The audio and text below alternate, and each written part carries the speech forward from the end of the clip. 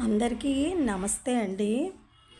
ఉప్పు పటికతోటి మనం ఇలా చేసుకుంటే మన ఇంటికి నరదిష్టి పోయి లక్ష్మీదేవి అనుగ్రహిస్తుందండి.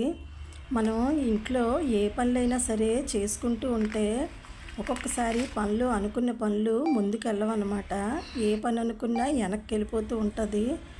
ఇంట్లో ఉన్న డబ్బు కూడా మంచినీళ్ళ ఖర్చు అయిపోతూ ఉంటాయి.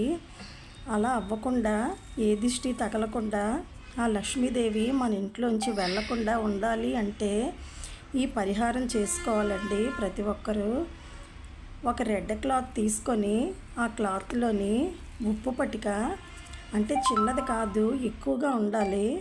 మినిమము 1 కేజీ అయినా ఉండాలన్నమాట. కేజీ, కేజీంపావు, కేజీన్నర, అలా కేజీకి కొద్దిగా ఎక్కువగానే ఉండాలన్నమాట.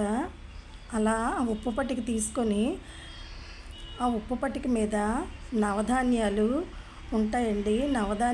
కొద్దిగా నవధాన్యాలు వేసుకొని, తెల్లవాలు వేసుకొని, ఇలా పసుపు కుంకుమ వేసి, ఇలా పసుపు కుంకుమతో పూజ చేసి తర్వాత వాటికి ధూపం వేయాలండి.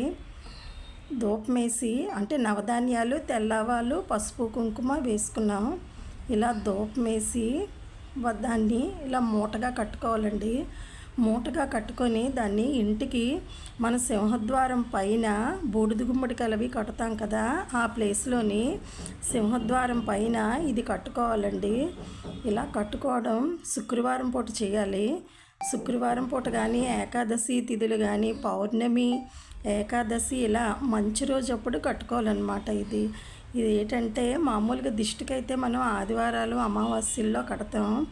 ఇవి అయితే ఈ పరిహారం మనం శుక్రవారం పూట చేసుకోవాలండి. శుక్రవారం అమావాస్య అంటే లక్ష్మీదేవికి ఇష్టం కదా, అందువల్ల ఇది అమావాస్య రోజు కూడా చేయొచ్చు. అమావాస్య రోజు, శుక్రవారం అప్పుడు, పౌర్ణమి, ఏకాదశి ఈ తిథుల్లోని ఇలా ఈ పరిహారం చేసుకుంటే చాలా మంచిదండి.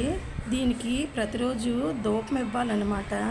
మనం పూజ చేసుకుంటున్నప్పుడు ఆ ఊదొత్తులు, ధూప్ స్టిక్ తీసుకొచ్చి ఇక్కడ ద్వారబంధం దగ్గర ఈ ఉప్పు దగ్గర కూడా మనం ధూపం చూపించాలి. ప్రతిరోజు ఇలా ధూపం చూపిస్తూ ఉండాలండి. ధూప్ స్టిక్ కానీ, ఊదొత్తు కానీ ఇలా వారానికి ఒకసారి అయినా సరే మనం ఇలా ధూపం వేస్తూ ఉంటే ఆ మూటకి పవరు బాగా ఉంటుందన్నమాట. ఇది మనం ఇంటి దగ్గర కానీ వ్యాపారం అది చేసుకుంటాం కదా, ఏవైనా షాపులు వాటికి కూడా ఇలా మూట కట్టుకొని అది ఎదరగా కట్టుకుంటే చాలా మంచిది.